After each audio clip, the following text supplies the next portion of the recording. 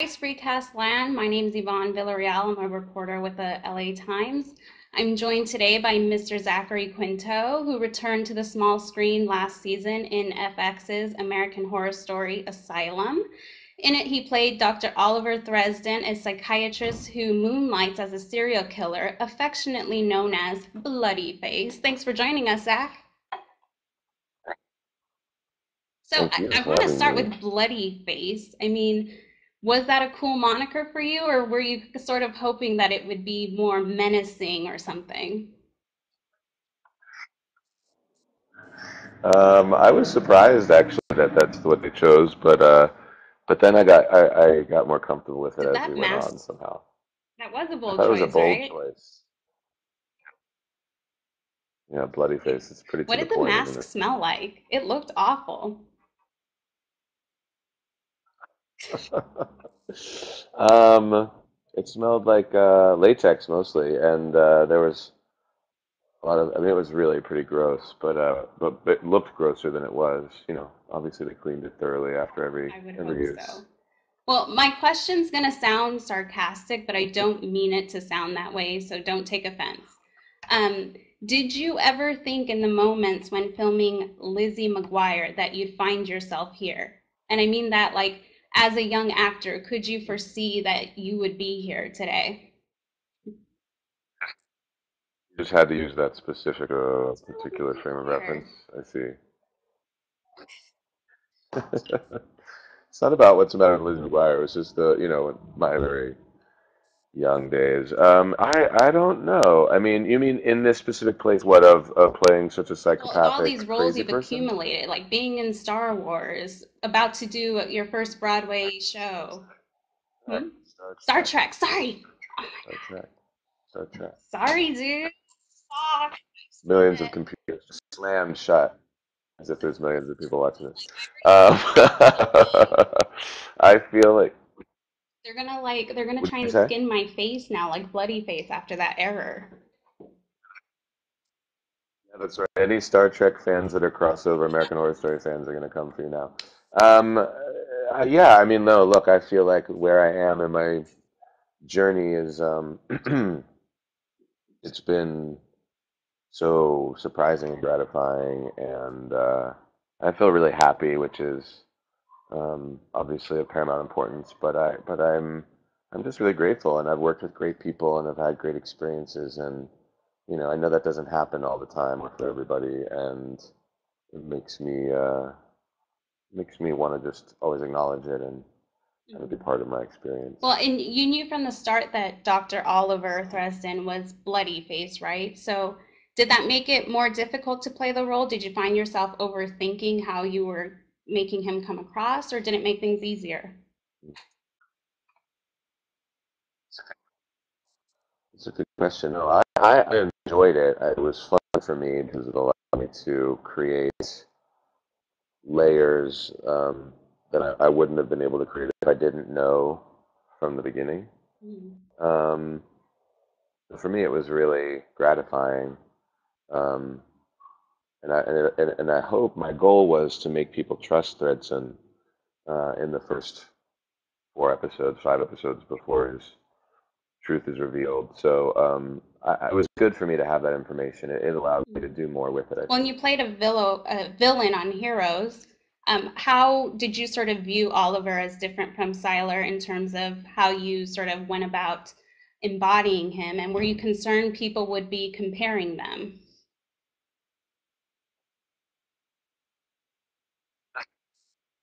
The thing about Thredson for me is that he's a character that's rooted in the real world, in the world of the story. Siler was a character that existed in a totally heightened reality with superpowers and people who could fly, and um, there was always more stylization to hide behind. Now, American Horror Story was a period, Asylum was a period piece in that it took place in the 60s, obviously, so there was an aesthetic that was heightened in that. But the character and the psychology of the characters um, were very much rooted in reality. So I think that's the biggest difference. It was a little bit tougher for me my relationship to the character was a little more complicated and a little darker, I would say, with Thredson because he's an embodiment of people who really existed. You know, Ed Gein and Ted Bundy and these serial killers that I did a lot of reading about and saw a lot of photos and images that were disturbing and upsetting. And you know, there's reality to this kind of stuff, which was a little bit more When I difficult, I think would people say. sort of get like caught up in the fact that, there were like zombie-like creatures and aliens and all this stuff, but what was most startling about Asylum wasn't like the movie horrors, it was like the real life horrors. We sort of look inside the psyche of people. And yes, Oliver was a serial killer, but we sort of see how he came to be that way. He was an orphan just looking to be nurtured. So talk a little bit about that.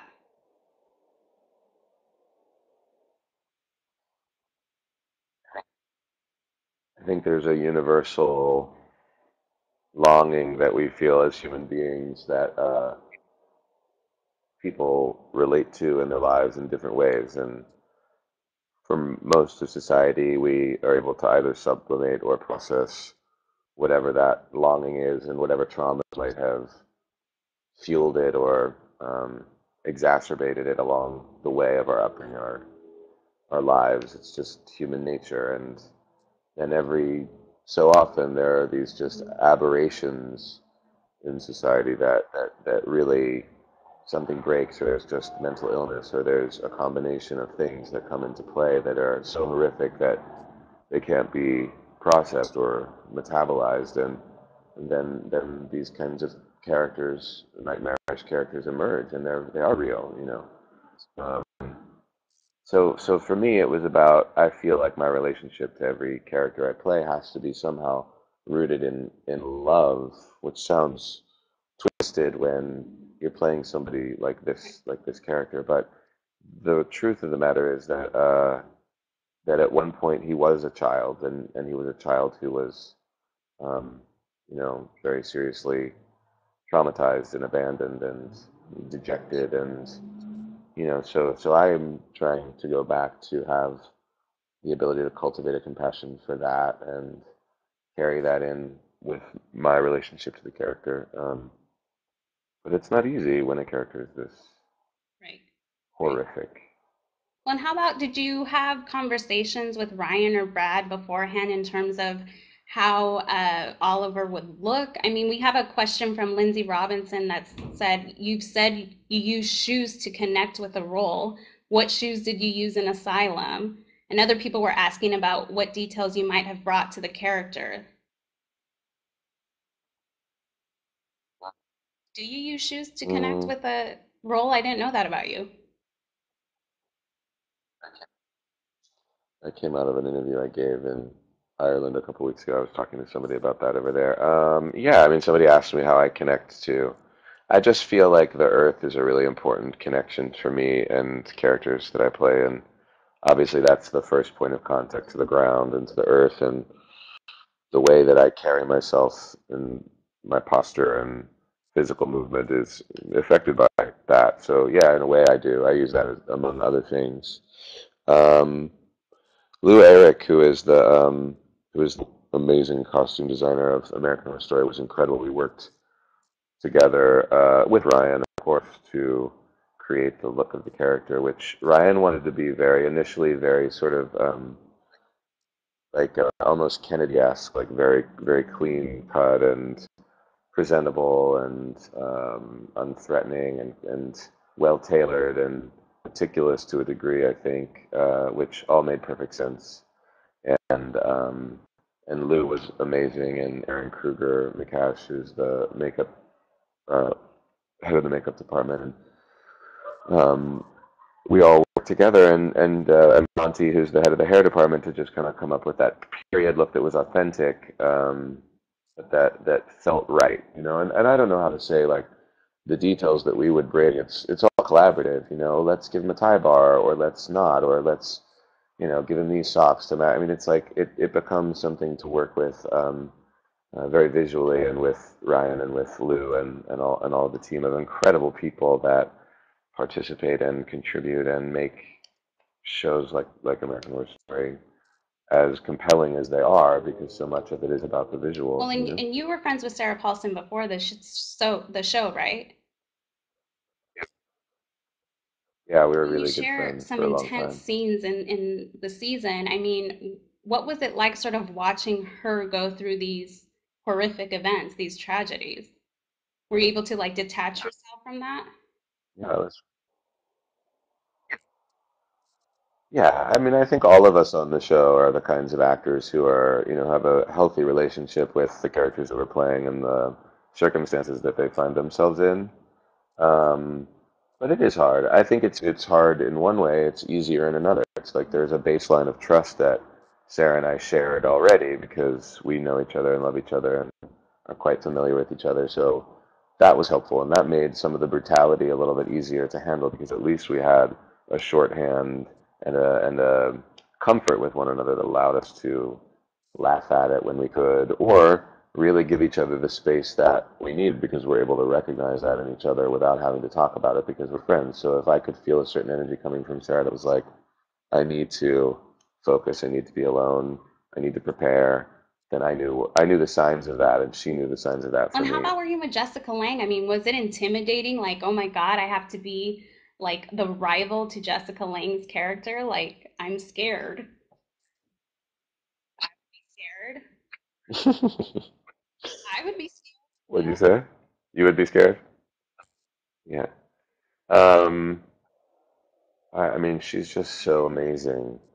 And working with her is such a treat for that reason alone. I mean, it's like to watch her work is really, yeah, in and of itself, really a gift. So I just kind of took it like that, and I had a scene, I had a really fun rivalry scene. The only scene that I had with her in the first season of American Horror Story was a real rivalry between the characters, and we had a great time shooting that. So I didn't go in with any sense of intimidation, mostly because I knew that ultimately our storylines would diverge and that we would we started the season with a rivalry, but then my storyline got so much more intertwined with Sarah that I didn't really work with Jessica very much at all toward the end of the season. Unfortunately, I kind of wanted that. I told Ryan, I would tell him every time I'd see him on set, I'd say, I want that, I want, that final, like, come to Jesus, no pun intended moment with Sister Jude, but scared. it kind of Well, happens. was there a scene that like struck you as the most frightening? I mean, you had the exorcism scene, the bloody face taking Alana to his basement, the aversion therapy scene. They were all like frightening in different ways. Was there one that got to you the most? Creative hits right there. That exorcism scene was, Are we? because that was really early on. I mean, that was one of Did you my, freeze? that was like first, Uh-oh, guys. did I what?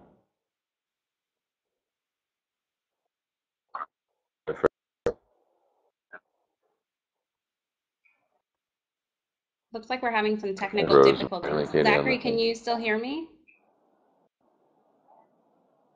I can still hear you. Yeah, can you hear me? Like, we lost you for a bit. Am I back? Yeah, I can hear you. Can you hear me? Oh, you can hear me. I can hear you. But if I froze on the screen, we should just keep talking, right? Yes. I hope I'm not doing a Everyone crazy loves your face. voice too on this little chat side. They're like talking about how soothing it is. Oh, wow. I hope I'm not putting anyone to sleep. Okay, so was a scene What were that we talking struck about? you as most frightening or Hmm. Um, I think the stuff that was happening down in the basement. There's the scene where I'm making her the grilled cheese, and I kind of lose my mind a little bit because she's trying to escape, and that episode was particularly brutal. I raped her. That's never easy to do. Um, but yeah, that I think was the most brutal episode for the character. The most frightening scene. I mean, I thought some of the exorcism stuff was really creepy, and um, the actor, the young kid that plays that plays Jed, I thought was so committed and remarkable. remarkable in that episode. And it was early on for us, so we were all still finding the connectivity between us on this particular installment of Asylum. So it was cool because it set a Well, real and creepy tone. was it more challenging, or did you enjoy playing either Oliver, the inconspicuous psychiatrist, or Bloody Face, the cold-blooded serial killer? Like, did you enjoy doing one over the other? Was one more challenging? I can't really separate them out because I always consider them the same person. Um, in terms of what was more, I mean, each part of it has its challenges, its rewards as an actor. But I only think of the season as a beginning to the end story. You know, the whole arc of the character, not just pre-revelation and post-revelation. You're the father to Dylan McDermott. It's so funny when I first started out in Los Angeles. The practice was, you know, on TV and a really big deal, and I used to watch it all the time. Actually, I used to really like that show. And I remember, like, in my wild fantasy daydream world of, like, you know, what I wanted to do as an actor, I was like, well, I should just be on the practice. I should just play Dylan's, like, younger brother who comes and like, you know, gets addicted to drugs, and, like, has nowhere to go, and, like, comes and finds him at the law firm, and he's like, it's this big dramatic sort of story arc on the practice, which I had, like, written in my Amazing. own head. Right. Obviously, it never happens. But then, you know, 14 years later, somebody to be playing his father, what can I tell you? You Did you know, it tell comes him full that circle story? after all, doesn't it? Yeah, Dylan's great. I don't think I ever did tell Dylan that Like story. such a good. Or maybe I did. Maybe I did, and it seemed a little anticlimactic or something. It was like late at night on, you know, on set, or I don't remember. But yeah, yeah, he's a great guy. I like When Dylan how a lot. about the asylum itself and how it helped you get into character? I mean, that's a freaky place. I can't even be in like an empty parking garage because I get really like tense and what's around me. So how is it for you on that set? It's really creepy. It really is truly a creepy place to be. It's very airless, and a lot of it, it's really kind of one big set, you know, especially the Mhm. actual asylum part. There's a lot of hallways and corridors and side rooms and dark tunnels and, like, weird. It's like, it's creepy. You would not want to be in there alone on a sound stage on the Paramount lot with all those ghosts anyway. You know, in that kind of environment, I'm sure it would Well, and trigger some are you into like hair-raising horror moments. stuff? Do you scare easily? Like, was reading the script? You don't scare I don't easily? scare. I don't. I don't scare easily, but I like to be scared. So I like good horror stories. I like good horror movies. I find them difficult to come by, actually, and that's why being a part of something that is so scary, both in first Hmm. season in its own way, and second season certainly in its way. You know, I like that, and I like that Ryan is ultimately, I think, good horror or good thrillers are just reflecting back at society, what we're all really terrified of, and you know how it manifests in different ways. And I think psychologically it's very interesting, and I like that Ryan's being bold, and that FX is providing him a playground in which to explore all this stuff. I think it's important. I think that's why the show is such a success in its way, you know, because people want to be confronted by Well, their even own like the fears. theme song, and then the song like Dominique that gets played in the asylum, it's like, oh my God. Yeah. I'll tell you this story, which is kind of interesting. When I got the job on the first season, I knew nothing about the show, really. And Ryan called and asked me to come in and do a couple of episodes. And so I said yes, and I came. I was in New York. I flew back to LA, and they were like, well, you have to watch the pilot. So I was like, all right. Well, the only time that I was free to watch the pilot was at 8:30 in the morning, the Uh-huh. day before I started shooting. So I went to Paramount, and they took me into the editing bay where they were working on stuff. And they were like, okay, we're going to screen it in there. There was a big screen television. It was 8:30 in the morning. And I was like, cool, all right, you guys. And they're like, all right, well, we'll be back in 45 minutes when it's over and see you. turn out all the lights. I'm in this like rickety old like trailer in the back corner of the Paramount Lot, and like no one's around. It's like super early in the morning, and I'm sitting there alone, and the title sequence comes up from the first season, and I was like, oh no, like this is like I'm scared like already. It was really creepy, and I knew that I was in for it at that point. Like I knew that it was right up my alley because that Yes, really scared the shit out of me. very. Sorry. Swear on LATimes.com, or they're swearing We had restrictions. someone asked Sorry. if there was a superpower or any sort of power that you would like to have.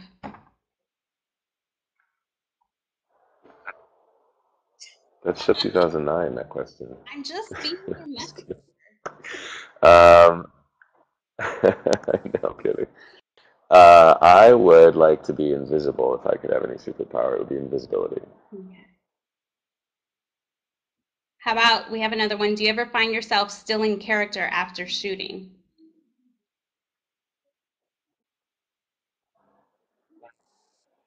No, I find aspects of characters that I'm playing will infiltrate my life over an extended period of time, like little habits or little physical things will find their way, or speech patterns, or accents even sometimes will like kind of find their way into my life. But I don't ever like get into my car at the end of the day and be like, who am I? But you wore like the Oliver glasses all the time, right? You were like, I'm just gonna keep these. They were so cool. No, I had to give them back. I don't care. I had ones Similar. that are Yeah. similarly styled, but I Well, did and have you're to give them gearing back. up for your Yeah. Broadway debut this fall with the Glass Menagerie. When do rehearsals start? I start rehearsal in a few weeks, like the end of the month, August Had you 20th, I gotten think. offers for Broadway before? Why did you decide this was the one to do? Tennessee Williams. This is my first, But had you gotten offers uh, before? man. No, this is my first Broadway experience, opportunity. I did this play already in Cambridge, in Massachusetts, at the beginning of the year at the American Repertory Theater, and my first play in New York was in the 2010-2011 season. I did off Broadway, Angels in America, and I knew I wanted to do it, and I knew that I would do it, but I knew that my path to it had to be specific. I wanted my first play in New York to be off Broadway in an ensemble play, so that it wasn't about me. It wasn't about some actor from Hollywood swooping in and trying to do something when I hadn't done anything before, so no one had any reason to know or believe that it was something that's really important to me and something that I've done all my whole life. So I wanted that to be my first experience, and then I'm really glad that my Broadway debut is a show that has had a previous life, because I think there's so much more to be explored and so much depth to be called from this incredible play, and I'm glad that we already have a foundation and a starting point, a jumping off point in which to do that in New York and on Broadway.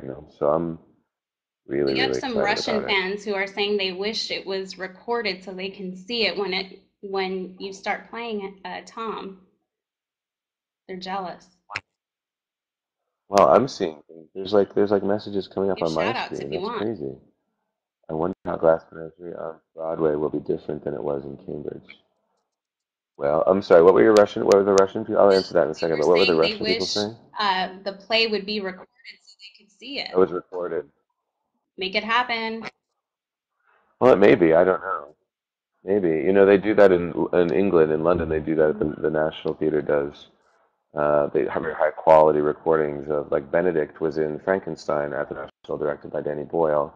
And they do Very cool. that, and then they would put it in movie theaters I think we're in losing. yeah. No, we'll see. Maybe. I mean, uh-oh. Do you want to answer the Cambridge question? Oh, it'll just be in a different theater. I mean, none of the elements of the production in Cambridge are changing, except to fit the Okay. Broadway. But creative, it'll be. I mean, we're going to rehearse, so who knows what will happen when we get into rehearsal. But I don't think anybody's really keen on reinventing the wheel. I think we all just want to keep what we had to work on I think already. we're losing you again. Okay. Okay. I hear you. You hear me fine? Okay, good. I do. Well, and Jessica Lange had appeared in a past production. Have you like emailed or texted her for tips? I imagine that you text Jessica Lange all the time. That's in my head. Say I'm right. Say It's my phone. I I'm probably right. got a text from her right now. Well, the last time I was Measures on Broadway was in 2005. Sorry, not only Jessica Lange, but also Sarah Paulson. See, That's Jessica Lange and Sarah that's Paulson. Yeah. perfect. Talked a lot about it. Yeah, yeah. Well, and we have a question from, I hope I'm saying it right, Saskia. And she wanted to know, with the trailer for All Is Lost, which stars Robert Redford, now out for the general public, what was it like working on this film and to finally see it hitting theaters? I can't talk today, apparently. Um, I'm thrilled about this movie. It's so good. I hadn't seen it from beginning to end in its completion until Cannes. Um, I had seen a rough cut of it about 7 months ago, and then I had seen chunks of it through the post-production process. But the finished version of the film was one of the most profound experiences that I've ever had watching a movie. Now, granted, it's because it's at the Grand Palais in Cannes, and there were 2,300 people watching a movie that we produced, starring Robert Redford. That the surreality of that was enough to stagger me. But then the movie itself is, I think, tremendously moving and profound and beautiful, beautiful, gorgeous. Robert Redford's performance is a masterclass. It's in its subtlety, but its power as well. And I'm enormously proud of it, you know. And I feel like I can talk about it in this way because I'm not in it. I wasn't on set every day. Like I was an executive producer in that it's my company's film, but my producing partner Neil Dodson um, was on set every day, and he and Anna Gerb, who's a partner of ours that we work with out of New York, were the producers really responsible for the execution of production and did an incredible job. So I'm really proud by association, but I'm really proud And we nonetheless. have, like, I feel like 95% of the people on here want to know what the significance of your necklace is. Is there meaning behind it that they say they always see you wearing the necklace and wonder if there's meaning behind it. 95% of the people on here. How many people are on here? World, Zachary. 12? I don't know. I feel like these kinds of things, you never know how many people are ever going to see them. But my necklace is, I've been wearing this necklace for like kind of nonstop. I just never take it off. It was made by a woman named Robin Bartlett, um, who has a website. I'll just go ahead and plug her website, I believe, is called Robin Adorns You. This is going to be really funny because I hope that Robin is like, where are all these people coming from to my website? Robin Bartlett is an actress with whom I did Angels in America, that production I was just talking about in 2010. She's an amazing actress, actually. She's been in tons of movies, Woody Allen movies, Postcards from the Edge. She's been in tons of places. And there it is, the website's popping up. And when we were doing the play together, it was around the holiday times, and she also makes jewelry. And so she just said, I'm going to bring in some of my jewelry, and if anybody's looking for a little Christmas presents for people, like you can, it's like a little side thing she does. But I found this was one of her pieces that I thought was beautiful and simple, and I bought it and I wear it all the time, and I just never take it off because it's pretty easy and light, and I'm not a big jewelry person, but that's kind of the only thing. And I've been wearing some. This was for a movie. I've accumulated these. This was a good story for people that care about these things, I guess. But I've accumulated these in all of my travels around the world this Very summer in like cool. different places, and then I ended up playing a character in a movie a couple of weeks ago in New York that was this sort of far out, like weird guy, and I thought that these all worked really well for the character, so I kept them on. I haven't taken them off. I'll take them off when I start Very rehearsal. cool. I bet it's a very summer thing, right? To just tie things around your wrist. How about Now everybody knows my opinions on how jewelry. did you take anything from the set of American Horror Story? Like, do you have the mask at home or something? Creepy. No, that would be weird. No, I don't. I didn't take anything from the set of American Horror Story. I don't think. Did I? No. No. I stole a mortar and pestle Did from the you? set of Heroes once. Do you use it? I have never used it once, but it looks really good in my Very house in LA. cool. Well, Zachary, thanks so much for joining us. Is NBC there is gonna something like. you want to say to all these people who, maybe didn't get their questions answered or tuned in? Sorry if you didn't get your question answered, but I'm grateful that you tuned in. And I imagine that if there are people in Russia, that it's probably not, 4:30 in the afternoon. So if anybody's up at an odd hour or has made an appointment with their computers to hear me talk, I say a special thank you. And no, I guess that's it. If you're in New York, come see the Thanks so documentary. much. It was nice talking to you. Okay, Bye. you too. Thank you.